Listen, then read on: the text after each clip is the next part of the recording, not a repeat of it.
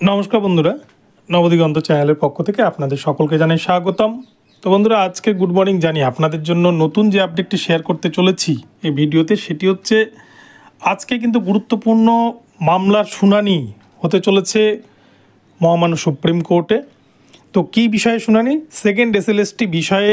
Second SLST যে পরীক্ষা 7 তারিখ এবং 14 তারিখ হতে চলেছে, সেই পরীক্ষাকে কেন্দ্র করে এবার মূল 5টি গ্রাউন্ডের ওপর নতুন করে মামলা দায়ের হয়েছে এবং সেই মামলার আজকেই কিন্তু শুনানি হওয়ার প্রবল সম্ভাবনা এবং আর্জেন্ট বেসিসে মামলার কিন্তু আজকেই শুনানি হবে বলে শোনা যাচ্ছে।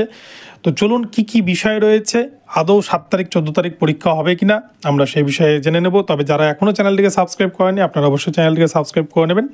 চলুন আমরা মূল পর্বে ফিরে যাই, বিস্তারিত সম্পর্কে জেনে নিই। তো বন্ধুরা, আপনারা জানেন মহামান্য সুপ্রিম কোর্ট গত দুদিন আগেই কিন্তু একটি রায় দিয়েছে এবং সেখানে কিন্তু নতুন করে যাদের 45% নাম্বার ছিল তাদেরকে অ্যাপ্লাই করার সুযোগ দিয়েছে। যে পোর্টাল কিন্তু অলরেডি স্কুল সার্ভিস কমিশন চালু করেছে এবং যেটি কিন্তু 2 তারিখ অবধি, 2রা সেপ্টেম্বর 2025 তারিখ অবধি খোলা থাকবে। 3 তারিখ তাদের অ্যাডমিট ইস্যু হবে, 7 তারিখ তারা পরীক্ষা দেবে। এইটাই হচ্ছে গ্রাউন্ড যে 2 তারিখে ফর্ম ফিল আপ করে 5 দিনের মধ্যে কি করে তারা পরীক্ষায় বসবে, কি করে প্রিপারেশন নেবে। যেহেতু স্কুল সার্ভিস কমিশন 2025-এর গেজেট অনুযায়ী তাদেরকে বসতে দেয়নি, তাই তারা তো প্রিপারেশন শুরুই করতে পারেনি, যেহেতু ফর্ম ফিল আপ করেনি। এই হচ্ছে একটা কিন্তু মূল পয়েন্ট, মূল গ্রাউন্ড।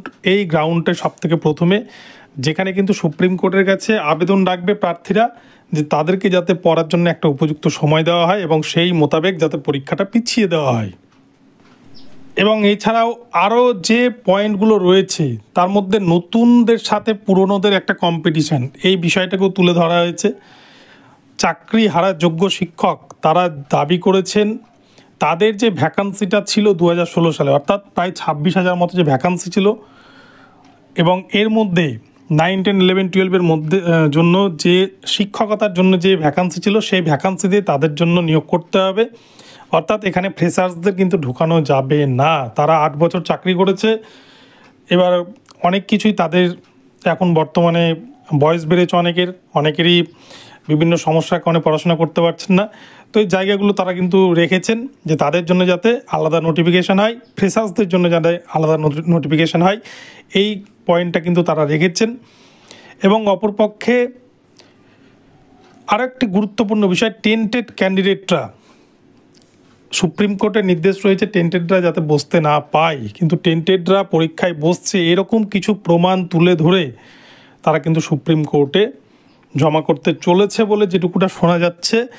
তো সেক্ষেত্রে কি হবে, আদৌ ডেট পিছবে কিনা আমরা কিচ্ছু বলতে পারবো না। সুপ্রিম কোর্ট একবার এক এক রকম রায় দিয়েছে আমরা দেখেছি, তাই আজকে কি রায় দেবে সুপ্রিম কোর্ট, আদৌ 7 তারিখ 14 তারিখ পরীক্ষা হবে কিনা সেটা নিয়েও কিন্তু কেউ কিছু বলা যাবে না। কিন্তু এখনও অবধি যেটুকুটা হয়ে রয়েছে 7 তারিখ 14 তারিখে এই পরীক্ষা নির্দিষ্ট সূচিতেই কিন্তু হচ্ছে।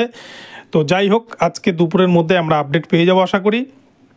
এবং সুপ্রিম কোর্ট এই চাকরি হারা যোগ্য শিক্ষকদের এই আবেদনে সাড়া দিয়ে কী নির্দেশ দেয় সেদিকে আমাদের নজর থাকবে, আপনারা নজর রাখবেন। সবার আগে আপনাদেরকে আপডেট দেওয়ার চেষ্টা করব। ভিডিওটি ভালো লাগলে চ্যানেলটিকে সাবস্ক্রাইব করে দেবেন। দেখা হচ্ছে পরবর্তী ভিডিওতে। সকলে ভালো থাকবেন, ধন্যবাদ।